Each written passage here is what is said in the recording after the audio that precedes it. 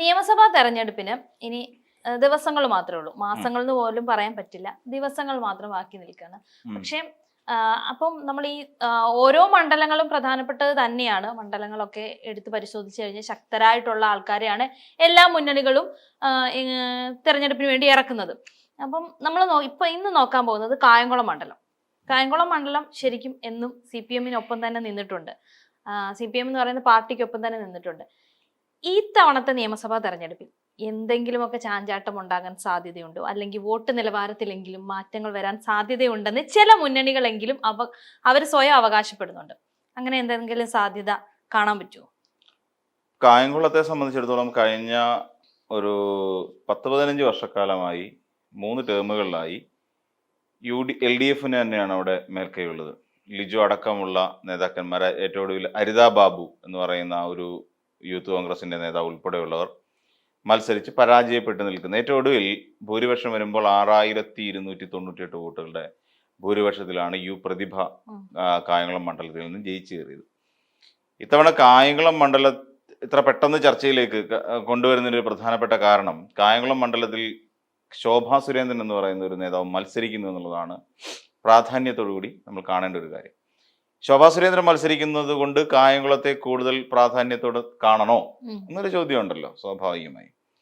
അതിന് നമ്മൾ മനസ്സിലാക്കേണ്ട ഒരു പ്രധാനപ്പെട്ട കാരണം, ശോഭാ സുരേന്ദ്രൻ കഴിഞ്ഞ തവണ 2024 ലോക്സഭാ തെരഞ്ഞെടുപ്പിൽ ആലപ്പുഴ മണ്ഡലത്തിൽ മത്സരിക്കാൻ ഇറങ്ങുമ്പോൾ ശോഭാ സുരേന്ദ്രൻ അവിടെ നേടിയ വോട്ടുകളുടെ എണ്ണം കായംകുളം മണ്ഡലത്തിൽ വളരെ കൂടുതലായിരുന്നു എന്നുള്ളതാണ്.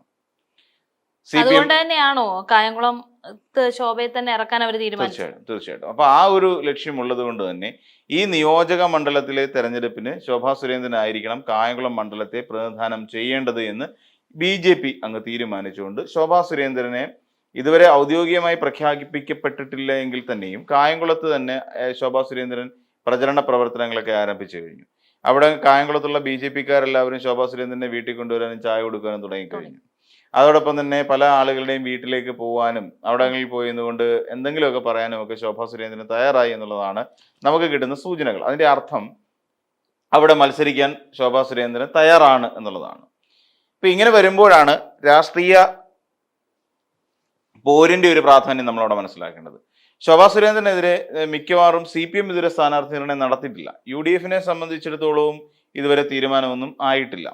അതേസമയം പല പേരുകൾ പല ഭാഗങ്ങളിൽ നിന്ന് UDF-ന്റെ സ്ഥാനാർത്ഥി എന്നുള്ള നിലയിൽ ഉയർന്നു കേൾക്കുന്നുണ്ടെങ്കിലും അവയൊന്നും സ്ഥിരീകരിക്കാനായിട്ടില്ല എന്നുള്ളതാണ് വാസ്തവം. ഇപ്പം അരിതാ ബാബു തന്നെ മത്സരിക്കുമോ എന്നുള്ളതും, ഇനി അതല്ല ലിജുവോ അല്ലെങ്കിൽ മറ്റേതെങ്കിലും ഒരു നല്ല സ്ഥാനാർത്ഥി വരുമോ എന്ന അടക്കമുള്ള ചർച്ചകൾ ഇപ്പോൾ നടന്നു വരുന്നുണ്ട്. ഇവിടെ നമ്മൾ നോക്കിയാൽ അവിടെ എന്തായാലും പ്രതിഭയെ മത്സരിപ്പിക്കാനുള്ള സാധ്യത വളരെ കുറവാണ്. കാര്യം ആദ്യത്തെ തവണ പ്രതിഭ മത്സരിച്ചതിനേക്കാൾ ഭൂരിപക്ഷത്തിന്റെ കുറവ് രണ്ടാം തവണ മത്സരിച്ചപ്പോൾ ഏകദേശം 10,000-ൽ നിന്ന് 6,000 എന്ന് പറയുന്ന ഒരു കണക്കിലേക്ക് കൂപ്പുകുത്തി പോകുന്ന ഒരു സാഹചര്യം ഉണ്ടായി. അപ്പൊ ഈ സാഹചര്യങ്ങളൊക്കെ പരിഗണിച്ചിട്ട് പ്രതിഭയ്ക്ക് പകരമായി മറ്റൊരു സ്ഥാനാർത്ഥിയെ ഇറക്കിയാലോ എന്നുള്ളതാണ് അവിടുത്തെ ജില്ലാ കമ്മിറ്റി തീരുമാനിച്ചിരിക്കുന്നത്. കാരണം എന്തുകൊണ്ടാണെന്ന് വെച്ച് കഴിഞ്ഞാൽ അവിടെ മറ്റ് നേതാക്കന്മാർ, അതിപ്പോ CS സുജാതയെ സംബന്ധിച്ചിടത്തോളം അവിടെ ചില സാധ്യതകളാണ് പറയുന്നത്. CS സുജാതയെ സംബന്ധിച്ചിടത്തോളം കായംകുളത്തുകാർക്ക് അത്ര അപരിചിതയായ ഒരു നേതാവൊന്നുമല്ല. വർഷങ്ങളോളം കമ്മ്യൂണിസ്റ്റ് മാർക്സിസ്റ്റ് പാർട്ടിയിൽ പ്രവർത്തിച്ചും അവിടെ ജനങ്ങളുമായി ഇടപഴകിയും ഒക്കെയുള്ള ഒരു വലിയൊരു പ്രാധാന്യം CS സുജാത എന്ന് പറയുന്ന നേതാവിനുണ്ട്. ശോഭാ സുരേന്ദ്രന് എതിരെ പോരടിക്കുമ്പോൾ ഏറ്റവും ശക്തയായ ഒരു വനിതാ കാൻഡിഡേറ്റ് തന്നെ ആയിരിക്കും CS സുജാത എന്നുള്ള കാര്യത്തിൽ യാതൊരു തർക്കവുമില്ല. തന്നെയുമല്ല, സാധാരണ രാഷ്ട്രീയത്തിൽ നിന്നുകൊണ്ട് കേൾക്കാനിടയായി ഇപ്പം പ്രതിഭയെക്കുറിച്ച് നമ്മൾ ആലോചിച്ച് നോക്കിക്കഴിഞ്ഞാലും പ്രതിഭയ്ക്കെതിരായി കായംകുളം ഏരിയ കമ്മിറ്റിയിൽ ചില പ്രശ്നങ്ങളൊക്കെ ഉണ്ടായിരുന്നു. ചില വ്യക്തി വൈരാഗ്യങ്ങളും വ്യക്തി വിദ്വേഷങ്ങളും ഉണ്ടായിരുന്നു. അതിനുശേഷം ഈ പ്രതിഭയുടെ മകനുമായി ബന്ധപ്പെട്ടുകൊണ്ട് തകഴി പാലത്തിനടിയിൽ വെച്ച് കുറച്ച് സുഹൃത്തുക്കളുമായി ചേർന്ന് കഞ്ചാവ് കേസുമായി ബന്ധപ്പെട്ടുകൊണ്ട്, ലഹരിയുമായി ബന്ധപ്പെട്ടുകൊണ്ട് ആ പയ്യനെ പോലീസ് പിടിക്കുകയും അതുമായി ബന്ധപ്പെട്ടുകൊണ്ട് പ്രതിഭ സാമൂഹ്യ മാധ്യമങ്ങളിലൂടെ വന്ന് കാര്യങ്ങൾ വിശദീകരിക്കുകയും ചെയ്യും. അപ്പൊ തെരഞ്ഞു പിടിച്ചൊരു വേട്ടയാടൽ പ്രതിഭയ്ക്കെതിരായി അവിടെ കായംകുളത്ത് നടക്കുന്നുണ്ട്, അല്ലെന്നുണ്ടെങ്കിൽ ആലപ്പുഴ കേന്ദ്രീകരിച്ച് നടക്കുന്നുണ്ട് എന്നുള്ള കാര്യം വ്യക്തമാണ്. അപ്പോൾ പ്രതിഭയെ തന്നെയുമല്ല, ജനങ്ങൾക്കിടയിൽ വോട്ടർമാർക്കിടയിൽ പ്രതിഭയ്ക്ക് അത്ര കണ്ട് ഒരു പ്രാധാന്യം കിട്ടിയിട്ടുണ്ടോ എന്ന് ചോദിച്ചാൽ ഇല്ല എന്ന് പറയേണ്ടി വരും. എന്നാൽ പലയിടങ്ങളിലും ഇപ്പം നമ്മൾ നോക്കിക്കഴിഞ്ഞാൽ ഇപ്പോൾ കായംകുളം അവിടെ സംഭവിച്ചുകൊണ്ടിരിക്കുന്ന KSRTC ബസ് സ്റ്റാൻഡിന്റെ വികസനം എന്ന് പറഞ്ഞാൽ ഏറെക്കാലമായി പൊളിഞ്ഞു വീഴാറായി കിടന്ന ഒരു കെട്ടിടമായിരുന്നു. പലരുടെയും തലയിലേക്ക് ആ കെട്ടിടം പൊളിഞ്ഞു വീഴും എന്ന് പറയുന്ന സാഹചര്യം കായംകുളം പട്ടണത്തിന്റെ ഏറ്റവും വലിയ ഒരു നാശമായിരുന്നു എന്നുള്ളത് തന്നെയാണ് വാസ്തവം. അത് എന്നാൽ പുതുക്കി പണിയുന്നതുമായി ബന്ധപ്പെട്ട് എന്തെങ്കിലും നീക്കം നടന്നിട്ടുണ്ടോ? ഇല്ല. അവിടെ നല്ലൊരു നിരവധി എന്താ പറയാ ഈ ഷോപ്സ്, വ്യാപാരശാലകൾ അവിടെ ഉണ്ടായിരുന്നു എന്ന് വെച്ചാൽ ബസ് സ്റ്റാൻഡിനോട് ചേർന്നിട്ട്. അപ്പോൾ പിന്നീട് വന്നപ്പോൾ അതെല്ലാം പൂട്ടിപ്പോയി. കാരണം അതിനകത്ത് നിൽക്കാൻ പറ്റില്ല, അടന്ന് വീഴുകയാണ്. മേലിൽ നിന്ന് കോൺക്രീറ്റ് പൊളിഞ്ഞ് വീഴുന്നു. അവർക്ക് പിന്നെ അങ്ങനെ വന്നു കഴിഞ്ഞപ്പോൾ കച്ചവടം കിട്ടാത്തൊരവസ്ഥ വന്നു. എത്രയും പെട്ടെന്ന് കിട്ടിയ വിലയ്ക്ക് അല്ലെന്നുണ്ടെങ്കിൽ അവർ ഡെപ്പോസിറ്റ് പോലും വേണ്ടാന്നും പറഞ്ഞുകൊണ്ട് അവിടുത്തെ കടയുടമകൾക്കെല്ലാം പോകേണ്ടി വന്നു. കാരണം എന്ന് വെച്ച് കഴിഞ്ഞാൽ ജീവനല്ലേ വലുത്. അപ്പോൾ അതിനകത്തേക്ക് ആളുകൾ എത്തുന്നില്ല.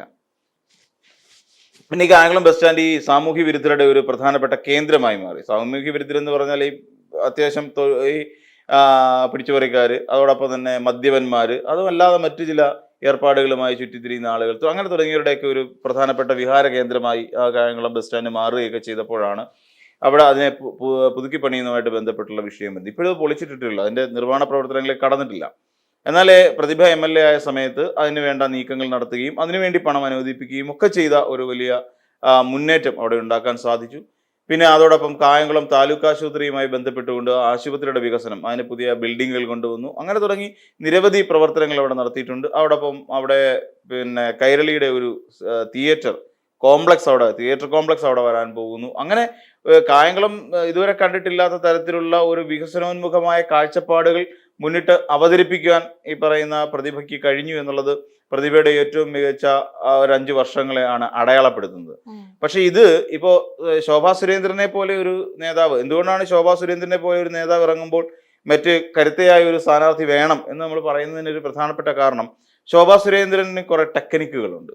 അത് എല്ലാ കാലത്തും ശോഭാ സുരേന്ദ്രൻ തെരഞ്ഞെടുപ്പ് വിജയത്തിനായി ഉപയോഗിച്ചുകൊണ്ടിരുന്ന ചില തരംതാണ പരിപാടികളാണ്. എന്താണെന്ന് ചോദിച്ചു കഴിഞ്ഞാൽ നമുക്കറിയാവുന്ന ചില കാര്യങ്ങളുണ്ട്. ഒന്ന്, കള്ളം പറയുക എന്ന് പറയുന്നത്. വളരെ മനോഹരമായി കള്ളം പറയാൻ അറിയാവുന്ന ഒരാളാണ് ശോഭാ സുരേന്ദ്രൻ.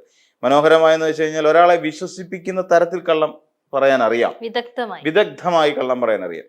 ഇത് നമ്മുടെ കേരളത്തിലെ അല്ലെന്നുണ്ടെങ്കിൽ കേരളത്തിലെ ഓൾ ഓവർ കേരള ഞാൻ പറയാം, കേരളത്തിലെ മുഴുവനായി വരുന്ന വോട്ടർമാർക്ക് പക്ഷേ ഈ ഒരു ക്വാളിറ്റിയെ കുറിച്ച് അറിയില്ല. ശോഭാ സുരേന്ദ്രനെ ശരിക്കും നമ്മൾ മനസ്സിലാക്കാതെ പോകുന്ന ചില ക്വാളിറ്റീസ് ആണ്. അങ്ങനെ വന്നു കഴിയുമ്പോൾ നമുക്കറിയാം എത്ര പേർക്കെതിരെ കള്ളം പറഞ്ഞിട്ടുണ്ട് ഈ ശോഭാ സുരേന്ദ്രൻ. പലര് രാഷ്ട്രീയക്കാർ ഈ രാമനിലയത്തിലേക്ക് EP ജയരാജൻ അവിടെ ചെന്നു എന്നാണ് പറയുന്നത്, ഇദ്ദേഹത്തെ കാണാൻ വേണ്ടി, ഒരു രാഷ്ട്രീയ മാറ്റത്തിനായിട്ട്. അതായത് EP ജയരാജൻ എന്ന് പറയുന്ന സഖാവ് EP ജയരാജൻ കണ്ണൂരിലെ ഏറ്റവും പ്രധാനപ്പെട്ട രാഷ്ട്രീയ നേതാക്കളിൽ CPM നേതാക്കളിൽ ഒരാളാണ്. LDFന്റെ കൺവീനറായിട്ട് ഇരുന്ന ഒരാളാണ് EP ജയരാജൻ.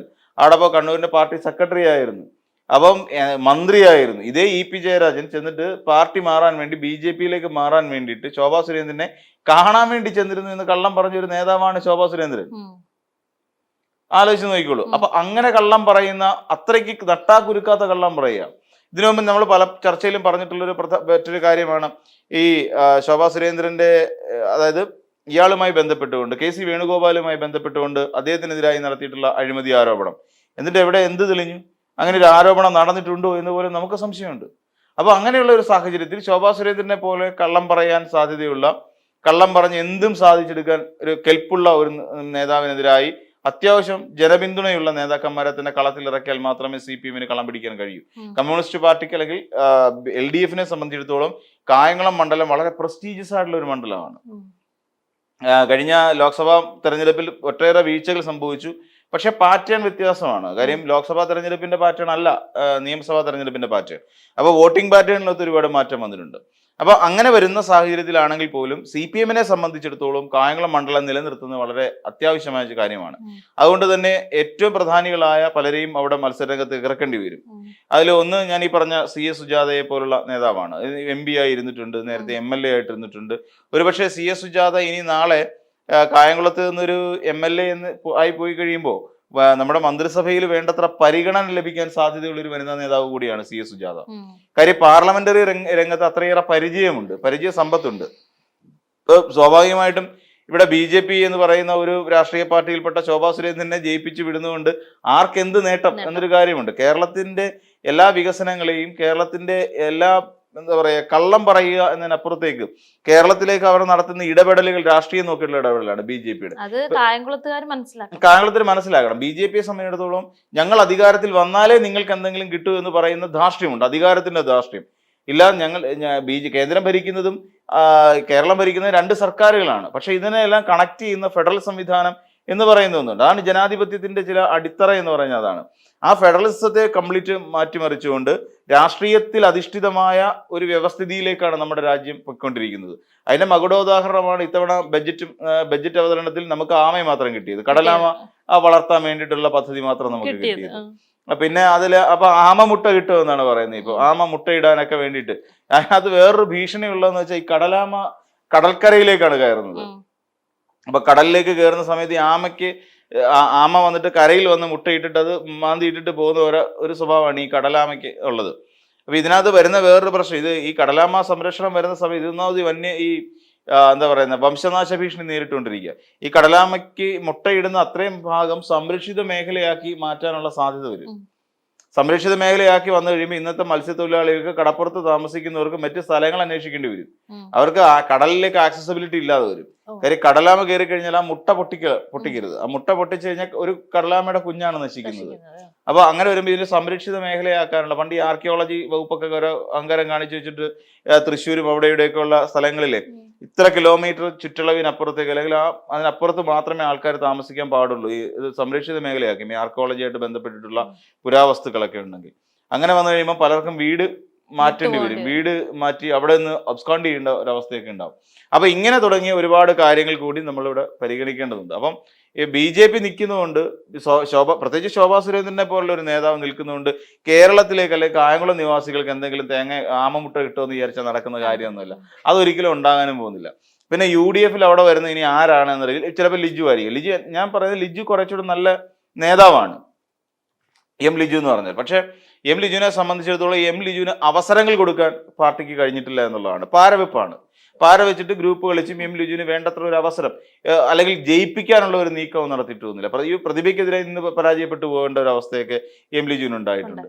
അപ്പം ആ സമയത്തൊക്കെ നല്ല ഭൂരിപക്ഷത്തിലാണ് പ്രതിഭ ജയിച്ചത്. അപ്പൊ ഇങ്ങനെയുള്ള ഒരുപാട് പ്രശ്നങ്ങളുണ്ട്. അപ്പൊ ലിജുവിനെ സ്വാഭാവികമായിട്ട് ഇനി ഹരിതാ ബാബുവിനെ പോലൊരു നേതാവിനെ ഇനിയും കായംകുളത്ത് നിന്ന് വിജയിപ്പിച്ചെടുക്കാമെന്ന് കായംകുളത്തെ ഒരൊറ്റ UDF നേതാക്കന്മാരും വിചാരിക്കണ്ട. കാര്യം പോയി. ഹരിതാ ബാബു അന്ന് മാരിഫിനെതിരായി പോലും ആരോപണം ഉന്നയിച്ചുകൊണ്ട് ഒരു വിവാദപരമായ പരാമർശം മാരിഫ് നടത്തി, പാൽക്കാരി എന്ന് വിളിച്ച് കളിയാക്കി എന്നൊക്കെ പറഞ്ഞുകൊണ്ടാണ് വലിയൊരു ചലനം ഉണ്ടാക്കാൻ ശ്രമിച്ചത്. എൻ്റെ അറിവിൽ മാരിഫ് എവിടെയും മാന്യമായി പ്രതികരിക്കുന്ന, മാന്യമായി സംസാരിക്കുന്ന ഒരു നേതാവാണ്. അപ്പൊ ആ നേതാവിനെ പോലും ഈ രീതിയിൽ അപകീർത്തിപ്പെടുത്തുന്ന തരത്തിലേക്കൊക്കെയാണ് ഹരിതാ ബാബുവിന്റെ ഒരു പോക്ക്. പിന്നെ കോൺഗ്രസിൽ കായംകുളത്ത് മത്സരിക്കാൻ പറ്റിയ നല്ല നേതാക്കന്മാർ ഇനിയും പുതിയതായിട്ടുണ്ടോ എന്നുള്ള കാര്യം നമുക്ക് കണ്ടറിയേണ്ടതുണ്ട്. എന്നിരുന്നാൽ തന്നെയും ഈ രണ്ട് സ്ഥാനാർത്ഥികളെ മത്സരിപ്പിച്ചാൽ, ഒന്നുകിൽ KH ബാബുജാൻ എന്ന് പറയുന്ന ഒരു നേതാവുണ്ട് കായംകുളത്ത് നിന്ന്. ആ KH ബാബുജാൻ മത്സരിച്ചാൽ അദ്ദേഹത്തെയും നല്ലൊരു പോപ്പുലാരിറ്റി ഉള്ള, ജനങ്ങൾക്ക് അത്യാവശ്യം ഇഷ്ടമുള്ള, അല്ലെങ്കിൽ അദ്ദേഹം വളർന്നു വരണമെന്ന് കരുതുന്ന ഒരുപാട് ആൾക്കാരുണ്ട്. എന്തുകൊണ്ടാണെന്ന് വെച്ചാൽ ആദർശ രാഷ്ട്രീയം എന്ന് പറയുന്ന ഒരു രാഷ്ട്രീയമുണ്ട്. അതിൽ അടിയുറച്ച് വിശ്വസിക്കുന്ന ഒരാൾ തന്നെയാണ് KH ബാബുജാൻ. അപ്പോൾ ഒന്നീ KH ബാബുജാൻ അല്ലെങ്കിൽ ഈ പറയുന്ന CS സുജാത, ഇവർ രണ്ടുപേരുമായിരിക്കും കായംകുളത്തെ മത്സരാർത്ഥിയെങ്കിൽ നല്ലൊരു മത്സരം നമുക്ക് കാണാൻ സാധിക്കുകയും ചെയ്യും. അവിടെ പതിവിന് വിപരീതമായി കോൺഗ്രസ് പാർട്ടി 3ാം സ്ഥാനത്തേക്ക് പോകുന്ന ഒരു അവസ്ഥയും കായംകുളം മണ്ഡലത്തിൽ ഉണ്ടാകാനുള്ള സാധ്യതയുണ്ട്. മിക്കവാറും UDF 3ാം സ്ഥാനത്തേക്ക് ആവാനാണ് സാധ്യത. BJP 2ാം സ്ഥാനത്തേക്ക് പോകും. അപ്പൊ പിന്നെ തന്നെയല്ല, ഇതിനെ BJP-യെ ഫലപ്രദമായി പ്രതിരോധിക്കേണ്ട ഒരു സാഹചര്യം കൂടി കായംകുളത്തുണ്ട്. എങ്ങനെയാണെന്ന് ചോദിച്ചാൽ കള്ളങ്ങളെ പ്രതിരോധിക്കേണ്ടി വരും. നന്നായി കള്ളങ്ങളെ പ്രതിരോധിക്കേണ്ട ഒരു അവസ്ഥ CPM-ന് ഉണ്ടാവും. അതിനുവേണ്ട ഒരു കരുതൽ കായംകുളത്തുള്ള പാർട്ടിക്ക് ഉണ്ടാകേണ്ടത് അനിവാര്യമാണ്. ഇല്ലെങ്കിൽ കായംകുളം മണ്ഡലം നഷ്ടപ്പെട്ടു പോവാന്ന് പറഞ്ഞാൽ കായംകുളം നിവാസികളെ സംബന്ധിച്ചിടത്തോളം, അത് BJP-ക്ക് പോവാന്ന് പറഞ്ഞാൽ കായംകുളം നിവാസികളെ സംബന്ധിച്ചിടത്തോളം വലിയ പാടായിരിക്കും. പിന്നെ കോൺഗ്രസിന് അവിടെ പ്രതീക്ഷയുള്ളത് ലീഗിന്റെ വോട്ടുകൾക്ക് കോൺഗ്രസിന് വലിയ പ്രതീക്ഷ, അല്ലെങ്കിൽ UDF-ന് വലിയ പ്രതീക്ഷയുണ്ട്. അതുകൊണ്ട് ലീഗിന് കായംകുളത്ത് ഒരു സീറ്റ് നൽകിയാൽ ലീഗ് വലിയ പ്രതീക്ഷയോടുകൂടി തന്നെ അതിലെ കാണാനുള്ള സാധ്യതയുണ്ട്. UDF-ന്റെ എന്ന് പറഞ്ഞാൽ ലീഗിന് വലിയ പ്രാധാന്യമുണ്ട് അവിടെ.